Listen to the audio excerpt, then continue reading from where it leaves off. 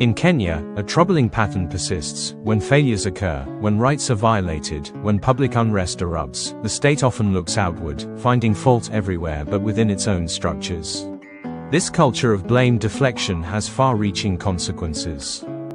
This video examines how this consistent evasion of responsibility impacts Kenya's legal system, human rights landscape, and the very trust that binds society together. From the streets to the hospital wards, the tendency to blame external actors masks deep-seated systemic issues and hinders genuine progress towards a just and equitable society. During the widespread anti-finance bill protests, the state's initial response to public anger over tax proposals often involved blaming the demonstrators themselves. Protesters were labeled terrorists and criminals, deflecting responsibility for the heavy-handed police response. Despite numerous reports from human rights organizations detailing excessive force, the narrative often focused on infiltrators and unruly elements, failing to acknowledge potential unlawful actions by state security forces. This blame deflection creates an environment where accountability for police brutality is hampered, investigations stall, and those responsible are often shielded, perpetuating a cycle of impunity. The shocking murders within Kenyatta National Hospital further illustrate this pattern. Following the second killing in Ward 7B, the hospital's management issued statements that appeared to shift blame for the suspect's presence onto the Directorate of Criminal Investigations. KNH claimed they were advised by the DCI to continue holding the suspect, a medically discharged individual, due to his status as a person of interest, and his homelessness, seemingly abdicating their primary duty of care for patient safety. This institutional blame game raises serious questions about who ultimately bears responsibility for ensuring the safety and security of patients within a national referral hospital. Such instances of blame deflection erode public trust in vital institutions like KNH, undermining their credibility and causing fear among those seeking medical care.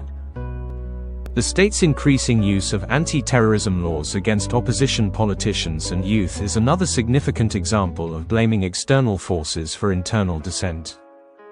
By labeling protesters and activists as terrorists, or accusing them of coup attempts, the government attempts to delegitimize the grievances and justify a severe crackdown, diverting attention from underlying issues.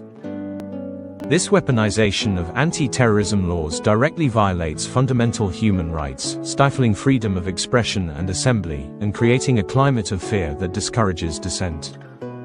The fear of being wrongly accused of terrorism has a profound chilling effect on Kenyan society, shrinking civic space and making citizens hesitant to voice critical opinions or participate in peaceful protests. This consistent pattern of blame deflection has serious consequences, eroding public trust in state institutions and deepening societal divisions. By refusing to take ownership of failures and abuses, the state undermines the development of a culture of accountability, signaling that those in power are not answerable for their actions.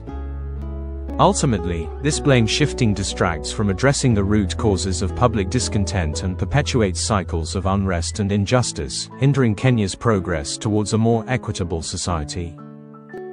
For Kenya to move forward, it requires a fundamental shift towards transparency and a willingness by the state to take responsibility for its actions, fostering trust and building a stronger, more just nation. Thank you for watching our video. If you found it insightful, please like and subscribe to support our growth and keep up to date with our latest content. Join our community by sharing your thoughts in the comments. Together, we can encourage meaningful discussions and promote positive change. See you in the next video.